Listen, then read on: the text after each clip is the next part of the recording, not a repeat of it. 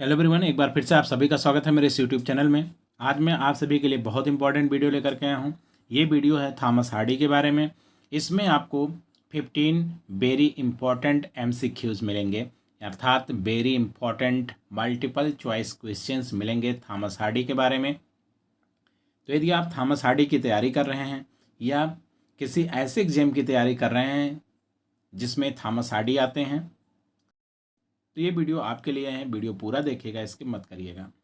ये video TGT, PGT, LT और NTA net JRF के लिए बहुत ही बेनिफिशियल है, बहुत ही हेल्पफुल है। यदि आप इनमें से किसी एग्जाम की तैयारी कर रहे हैं तो वीडियो ज़रूर देखिएगा। ये वीडियो है पार्ट फर्स्ट, थॉमस हार्डी के ऊपर बनाए गए MCQs का पार्ट फर्स्ट है ये। तो इसकी पूरी सीरीज़ अपलोड होगी। अभी तक आपने चैनल को सब्सक्राइब नहीं किया है तो चैनल को सब्सक्राइब कर लीजिए ताकि आने वाली वीडियोस आप तक पहुंचती रहें। तो चलिए बिना किसी देरी के शुरू करते हैं इस वीडियो को और देखते हैं कौन कौन से क्वेश्चंस इसमें मैं रखा हूं। Let's start. तो दोस्तों, आगे बढ़ने से पहले मैं अपना इंट्रोडक्शन दे दूं। मैं हूं दिनेश कुमार और आप देख रहे हैं मेरा YouTube channel English study point. चलिए पहले क्वेश्चन को देखते हैं। पहला क्वेश्चन स्क्रीन पर आ चुका है। Thomas Hardy was died of, आपको बताना है डाइड ऑफ का मतलब किसी वजह से इनकी डेथ हुई थी, वो वजह बताना है। ये डिजीज भी हो सकती है, ये ऑप्शन देखने पर क्लियर होगा। तो ऑप्शन आपके सामने आ चुके हैं। पहला ऑप्शन है ट्यूबरकुलोसिस, दूसरा है कैंसर और तीसरा है कोलेरा और चौथा है प्लेरिजी। तो ये डिजीज हैं। ट्यूबरकुलोसिस का अर्थ होता है एक्जिमा या क्षय रोग, इसे TB भी कहते हैं। और प्लेरिजी का अर्थ होता है फुफ्फुसोथ, जिसे फेफड़े से रिलेटेड डिजीज भी कहते हैं। तो इसमें जो ऑप्शन सही है वो है ऑप्शन नंबर डी, प्लेरिजी की वजह से इनकी डेथ हुई थी। किसकी? थॉमस हार्डी की, फुफ्फुस की वजह से। चलिए नेक्स्ट क्वेश्चन देखते हैं। Question number 2, who has classified Hardy's novels under the heads. यह आपको बताना है वो कौन थे जिन्होंने थॉमस हार्डी के नॉवेल्स को क्लासिफाइड किया था इन हेड्स के अंतर्गत। पहला हेड्स था पास्टोरल ट्रेजेडीज, यानी नाम दिया था, एक कैटेगरी थी उसका नाम था पास्टोरल ट्रेजेडीज। तो उस ट्रेजेडीज के अंतर्गत इनके नॉवेल्स को क्लासिफाइड किया गया था। दूसरा जो नेम था वो था पास्टोरल कॉमेडीज और तीसरा था पास्टोरल रोमांसेस एंड चौथा था पास्टोरल एक्स्ट्रावेगेंजा। इन सभी कैटेगरीज के अंतर्गत थॉमस हार्डी के नॉवेल्स को किसी ने क्लासिफाइड किया था। आपको पता करना है वो कौन थे। चलिए एक्स्ट्रावेगेंजा का अर्थ देख लेते हैं। इसका अर्थ होता है कल्पनात्मक नाटक, यानी इमेजिनेटिव ड्रामा। तो इमेजिनेटिव जो ड्रामा था इसके अंतर्गत इनके कुछ नॉवेल्स रखे गए थे। आपको बताना है वो कौन थे जो रखे थे, उस व्यक्ति का क्या नाम था। चलिए ऑप्शन देखते हैं। ऑप्शन नंबर ए है Thomas Hardy, option B Hughes Walker and number C AC Rickett and number D none of these. तो इसका सही आंसर है AC रिकेट। AC रिकेट ने ही थॉमस हार्डी के नॉवेल्स को क्लासिफाइड किया था इन हेड्स के अंतर्गत। ठीक है, क्लियर हो गया होगा। चलिए नेक्स्ट क्वेश्चन देखते हैं। Question number 3, how classified Wessex. तो यहाँ पर देखिए मिसटाइप हो गया है, यहाँ हु होना चाहिए था, इग्नोर करिएगा हाउ को और यहाँ हु समझिएगा। Sorry for this mistake. चलिए, who classified Wessex novels under the heads. यहाँ आपको बताना है कि वेसेक्स जो नॉवेल्स थे थॉमस हार्डी के, उनको किसने क्लासिफाइड किया था। अब आप सोच रहे होंगे वेसेक्स नॉवेल्स क्या होता है। तो वेसेक्स एक एरिया है, एक जगह है लंदन में। उस जगह से रिलेटेड जितने भी नॉवेल्स थे थॉमस हार्डी के, उनको वेसेक्स नॉवेल्स कहते हैं। क्लियर हो गया होगा। अब आपको बताना है कि ये जो कैटेगरीज थी, novels of character and environment, romances and fantasies, novels of ingenuity and experiment, ये कैटेगरीज थी। इन कैटेगरीज के अंतर्गत थॉमस हार्डी के वेसेक्स नॉवेल्स को क्लासिफाइड किया गया था। आपको पता करना है किसने क्लासिफाइड किया था। चलिए ऑप्शन देखते हैं। ऑप्शन नंबर ए है थॉमस हार्डी, यानी हार्डी हिमसेल्फ, और बी है कॉम्पटन रिकेट, और सी है ह्यूज वॉकर एंड डी है नन ऑफ दीज। तो इसका सीधा सा आंसर है ऑप्शन नंबर ए, हार्डी हिमसेल्फ, यानी थॉमस हार्डी ने खुद से ही अपने नॉवेल्स को इन कैटेगरीज के अंतर्गत क्लासिफाइड किए थे। चलिए नेक्स्ट क्वेश्चन है। Question number 4, Thomas Hardy's religious belief और द मिक्सचर ऑफ। तो यहाँ पर जो बिलीव्स थे थॉमस हार्डी के रिलीजियस बिलीफ्स जो थे वो मिक्सर थे, मिल करके बने थे। अब आपको बताना है वो किस चीज़ से मिल करके बने थे। ऑप्शन देखते हैं। ऑप्शन ए है एग्नोस्टिसिज्म एंड स्पिरिटिज्म। एग्नोस्टिसिज्म का अर्थ होता है आज्ञेयवाद या अनिश्वरवाद, जबकि स्पिरिटिज्म का अर्थ होता है आध्यात्मवाद, प्रेतवाद या प्रेत विद्या। ऑप्शन नंबर बी है स्पिरिचुअलिज्म। इसका अर्थ होता है आध्यात्मवाद या फिर प्रेतवाद या फिर प्रेत विद्या। ऑप्शन नंबर सी है थैंट्रिज्म। इसका अर्थ होता है तांत्रिकवाद। और नंबर डी है एग्नोस्टिसिज्म। इसका अर्थ होता है आज्ञेयवाद या अनिश्वरवाद। तो इसका जो ऑप्शन सही है वो है option number A agnosticism and spiritism. इन्हीं दोनों से मिलकर के इनका जो रिलीजियस बिलीफ था वो बना हुआ था, यानी मिक्सर था। चलिए नेक्स्ट क्वेश्चन देखते हैं। Question number 5, which novel is the result of Hardy's courtship. यह आपको बताना है कि कौन सा नॉवेल थॉमस हार्डी का ऐसा है जो रिजल्ट था कोर्टशिप का, प्रेमालाप का, विद हिज फर्स्ट वाइफ। इनकी फर्स्ट वाइफ के साथ जब इनका लव अफेयर चला था तो उसके रिजल्ट के फलस्वरूप एक नॉवेल लिखा गया था। आपको बताना है वो कौन सा नॉवेल था। और कहा जाता है this is the only novel, ये एकमात्र नॉवेल है थॉमस हार्डी का जिसमें आप पेसिमिज्म नहीं पाएंगे, यानी बिना पेसिमिज्म के यूज के थॉमस हार्डी ने इस नॉवेल को लिखा था। बाकी सभी नॉवेल्स में आपको पेसिमिज्म मिल जाएगा, इसमें नहीं मिलेगा। तो बहुत इंपॉर्टेंट क्वेश्चन है। चलिए ऑप्शन आपके सामने आ चुके हैं। पहला ऑप्शन है a pair of blue eyes, दूसरा है the return of the native, and number C है far from the madding crowd, and number D है नन ऑफ दीज। तो इसमें जो ऑप्शन सही है वो है option number C far from the madding crowd. ये बहुत इंपॉर्टेंट नॉवेल है इनका, और ये कोर्टशिप जो इनकी फर्स्ट वाइफ के साथ हुआ था उसके रिजल्ट के फलस्वरूप ये लिखा गया था, और इसमें पेसिमिज्म आप नहीं पाएंगे। चलिए नेक्स्ट क्वेश्चन देखते हैं।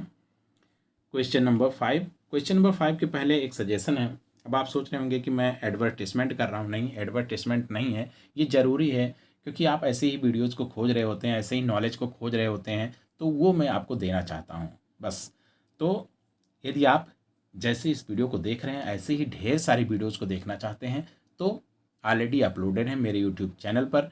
उन सभी का लिंक आपको इस वीडियो के डिस्क्रिप्शन बॉक्स में मिल जाएगा। आप मेरी जितनी वीडियोज़ को देखें उसके डिस्क्रिप्शन बॉक्स को ज़रूर चेक करें, उसमें इंपॉर्टेंट लिंक्स रहती हैं। जा करके आप जिसमें इंटरेस्टेड हों आप उस वीडियो को देख सकते हैं और उनका लाभ ले सकते हैं। चलिए नेक्स्ट क्वेश्चन देखते हैं। Question number 6, this was the novel in which Hardy introduced Wessex. इसमें कहा जा रहा है एक ऐसा नॉवेल है थॉमस हार्डी का जिसमें थॉमस हार्डी ने वेसेक्स को, एक एरिया है लंदन का, उसको इंट्रोड्यूस किया है। अब क्या होता है, इट बिकेम सो पॉपुलर, और ये नॉवेल जिसमें वेसेक्स को इन्होंने इंट्रोड्यूस किया वो बहुत ही सक्सेसफुल नॉवेल हुआ, और इतना सक्सेसफुल हुआ कि थॉमस हार्डी ने सोचा कि वो लिटरेरी कैरियर में अपना कैरियर बनाएंगे। और जो आर्किटेक्चरल वर्क था इनका, वास्तुकला से संबंधित ये वर्क करते थे, इसी में इनका कैरियर था। लेकिन बाद में जब ये नॉवेल इनका सक्सेसफुल हो जाता है तो ये छोड़ देते हैं और लिटरेरी में अपना कैरियर आजमाने के लिए एकदम से श्योर हो जाते हैं। तो आपको बताना है वो कौन सा नॉवेल था जिसके सक्सेसफुल होने पर थॉमस हार्डी ने ऐसा सोचा। चलिए ऑप्शन देखते हैं। ऑप्शन नंबर ए है a pair of blue eyes, B है far from the madding crowd, C है मेयर ऑफ कैस्टरब्रिज, और डी है नन ऑफ दीज। तो दोस्तों बहुत इंपॉर्टेंट क्वेश्चन है। तो ये है option number B, far from the madding crowd के सक्सेसफुल होने पर ही थॉमस हार्डी ने अपने लिटरेरी कैरियर को श्योरली डिसाइड कर लिया था कि ये इसी में जाएंगे। चलिए नेक्स्ट क्वेश्चन देखते हैं। Question number 7, in a novel of Hardy two rivals, दो प्रतिद्वंदी हैं, फॉर द सेम विमेन, एक ही महिला के लिए दो प्रतिद्वंदी हैं। अब ये महिला जो थी ये लव अफेयर में थी, लेकिन जब शादी की बात आती है तो शादी के पहले ही इसका जो लवर था वो इसको छोड़ देता है, शादी करने से इनकार कर देता है। बाद में इसके माता पिता, जो लड़की के माता पिता होते हैं, ये इसकी शादी अरेंज मैरिज के थ्रू कराने की सोचते हैं, प्लानिंग करते हैं, और इसके लिए हस्बैंड भी ढूंढ करके रखते हैं। हस्बैंड राजी भी रहता है, शादी का दिन नज़दीक आ जाता है, लेकिन इसका जो हस्बैंड होता है शादी करने वाला, वो लोगों की बातों में आ करके लड़की को गलत समझने लगता है और शादी करने से इनकार कर देता है। बाद में क्या होता है, जो लवर था और जो हस्बैंड था, ये दोनों समझते हैं कि गलती लड़की की नहीं थी, गलती इन्हीं दोनों की थी। तो अब ये दोनों वापस लड़की के पास जाना चाहते हैं और उससे शादी करना चाहते हैं। लेकिन जब ये दोनों निराश कर दिए थे लड़की को, तो उसे लगने लगा था कि उसे समझने वाला कोई नहीं है, तो वो निराश हो गई थी। काफ़ी निराश होने के बाद उसने सुसाइड कर लिया और उसकी जो उसकी डेड बॉडी है वो एक कॉफिन में रखी हुई है एक ट्रेन में। और उसी ट्रेन में ये दोनों जो राइवल्स हैं वो लड़की से शादी करने के लिए वापस आ रहे हैं। देखिए, तो ये स्टोरी है एक नॉवेल की। आपको पहचानना है कि वो कौन सा नॉवेल है जिसमें ये स्टोरी है। तो चलिए देखते हैं। Option number A, desperate remedies. Option B, Jude the Obscure. Option C, a pair of blue eyes. और ऑप्शन डी है, नन ऑफ दीज। तो दोस्तों बहुत ही क्लियर है, बहुत ही इंटरेस्टिंग नॉवेल है, बहुत ही अच्छा नॉवेल है इनका, अ पेयर ऑफ ब्लू आइज। मौका लगे तो आप ज़रूर पढ़िएगा, बहुत ही इंटरेस्टिंग है। इसी में ये स्टोरी है, छोटी सी स्टोरी इसमें निकाल करके लाई गई है इस क्वेश्चन में। तो अब हम एक्सप्लेनेशन दे देते हैं a pair of blue eyes की, थोड़ा सा देख लीजिए। A pair of blue eyes publish हुआ था 1873 में और ये थर्ड नॉवेल है थॉमस हार्डी का। चलिए नेक्स्ट क्वेश्चन देखते हैं। Question number 8, Thomas Hardy fell ill with pleurisy. Thomas Hardy pleurisy से बीमार पड़ जाते हैं इन दिसंबर 1927 में। लेकिन ये नहीं पता है कि इनकी डेथ कब हुई। तो आपको बताना है कि इनकी डेथ कब हुई, यही क्वेश्चन है। चलिए क्वेश्चन में जो ऑप्शन है वो आपके सामने आ चुके हैं। ऑप्शन नंबर ए है 11 फरवरी 1928, नंबर बी है 11 दिसंबर 1927 एंड नंबर सी है 11 मार्च 1928 एंड नंबर डी है 11 जनवरी 1928। तो दोस्तों इसमें जो ऑप्शन नंबर डी है यही करेक्ट ऑप्शन है और इसी डेट को इनकी डेथ हुई थी। चलिए नेक्स्ट क्वेश्चन देखते हैं। Question number 9, what is the subtitle of Tess of the d'Urbervilles. ये बहुत इंपॉर्टेंट नॉवेल है थॉमस हार्डी का, टेस्ट ऑफ द डर्बरविल्स, और इसका एक सब टाइटल है। तो आपको बताना है कि वो सब टाइटल कौन सा है। चलिए ऑप्शन देखते हैं। ऑप्शन नंबर ए है a pure women faithfully presented. Option B है an impure women unfaithfully presented. Option C है an impure women faithfully presented and number D none of this. तो दोस्तों इसमें जो ऑप्शन नंबर ए है a pure women faithfully presented, ये correct option है। अब थोड़ा सा एक्सप्लेनेशन ले लीजिए टेस्ट ऑफ द डर्बरविल्स का। ये नॉवेल लिखा गया है 592 पेजेज में, यानी 592 पेजेज में ये लिखा गया है पूरा नॉवेल। और ये 3 बार पब्लिश हुआ है। जब सबसे पहली बार ये पब्लिश हुआ था तो एक न्यूज़पेपर में ये पब्लिश हुआ था, न्यूज़पेपर का नाम था द ग्राफिक, और ये पब्लिश हुआ था 1891 में। इसके बाद दोबारा भी 1891 में ही पब्लिश हुआ, लेकिन ये बुक फॉर्म में पब्लिश हुआ और इसमें 3 वॉल्यूम्स थे। इसके बाद तीसरी बार जब ये पब्लिश होता है तो जब ये तीसरी बार पब्लिश होता है तो 1892 में पब्लिश होता है, बुक फॉर्म में पब्लिश होता है, लेकिन ये सिंगल फॉर्म में पब्लिश होता है। चलिए नेक्स्ट क्वेश्चन देखते हैं, क्वेश्चन नंबर 10। और क्वेश्चन नंबर 10 के पहले एक और सजेशन मेरी तरफ से है। मैं चाहता हूं कि आपकी तैयारी अच्छी हो, आप अच्छी जगह से नोट्स लें, अच्छी जगह से स्टडी करें। तो दोस्तों जो भी क्वेश्चन आप इस वीडियो में देख रहे हैं, ये सारे question as a web page मेरी वेबसाइट पर मिल जाएंगे, जिसका लिंक आपको यहाँ आई बटन में मिल जाएगा। क्लिक करके आप उस पेज को जरूर देखिए। इससे आपको वीडियो देखने की ज़रूरत नहीं पड़ेगी, एज आ PDF और टेक्स्ट के रूप में आप स्टडी कर सकते हैं। बहुत अच्छी से तैयारी हो जाएगी।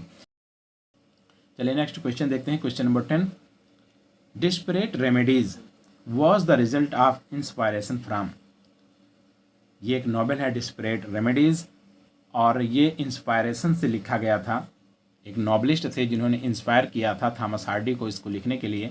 तो आपको बताना है वो कौन से थे, उनको पहचानना है। ऑप्शन आपके सामने है। पहला ऑप्शन है टेनिसन, दूसरा है ट्रोलोप, और नंबर सी है जॉर्ज मेरेडिथ, और नंबर डी है नन ऑफ दिस। तो दोस्तों इसमें है सी नंबर पर जॉर्ज मेरेडिथ। इन्होंने ही इंस्पायर किया था थॉमस हार्डी को डिस्परेट रेमेडीज लिखने के लिए। अब डिस्परेट रेमेडीज का थोड़ा सा एक्सप्लेनेशन ले लीजिए। ये सेकंड नॉवेल है थॉमस हार्डी का, और ये एनोनिमसली पब्लिश हुआ था और पब्लिश किया गया था टिंसले ब्रदर्स के द्वारा, ठीक है। और इसका पब्लिकेशन डेट भी स्क्रीन पर आपको दिख रहा है। चलिए नेक्स्ट क्वेश्चन देखते हैं। Question number 11, Stephen Smith is a young architect who falls in love with Elfride. यहाँ पर एल्फ्रेड हीरोइन है नॉवेल की, और एक स्टीफन स्मिथ नाम का व्यक्ति रहता है जो आर्किटेक्ट रहता है। ये फॉल इन लव हो जाता है, एल्फ्रेड के साथ लव करने लगता है। द ब्लू आइड डाटर, और ये ब्लू आइड डाटर थी, यानी इसकी आंखें नीली थीं। In which novel of Hardy does he appear, तो ये स्टीफन स्मिथ और ये स्टोरी जो है ये थॉमस हार्डी के किस नॉवेल में आती है, ये आपको पहचानना है, यानी उस नॉवेल का नाम यहाँ पर ढूंढना है आपको। तो पहला ऑप्शन है under the greenwood tree, और बी है a pair of blue eyes, and C है far from the madding crowd, और नंबर डी है नन ऑफ दीज। तो इसमें option number B a pair of blue eyes सही है, क्योंकि यहाँ पर हिंट भी आपको मिल गया, ब्लू आइड है तो निश्चित है a pair of blue eyes से ही लिया गया है ये क्वेश्चन। चलिए नेक्स्ट क्वेश्चन देखते हैं, question number 12। A pair of blue eyes, the trumpet major, two on a tower, and the well beloved are included in, ये सारे नॉवेल्स जो हैं थॉमस हार्डी के, ये इंक्लूडेड हैं, किसमें इंक्लूडेड हैं? चलिए ऑप्शन को देखते हैं। ऑप्शन नंबर ए है novels of anxiety and experiment, B है द लास्ट नॉवेल्स, और सी है रोमांसेस एंड फैंटेसीज। फैंटेसीज का अर्थ होता है कल्पनाओं से रिलेटेड जो इनकी रचना थी वो, और none of these, number D है नन ऑफ दीज। तो इसमें ऑप्शन नंबर सी सही है, रोमांसेस एंड फैंटेसीज के अंतर्गत इनकी ये सारे नॉवेल्स इंक्लूडेड हैं। चलिए नेक्स्ट क्वेश्चन देखते हैं, क्वेश्चन नंबर 13।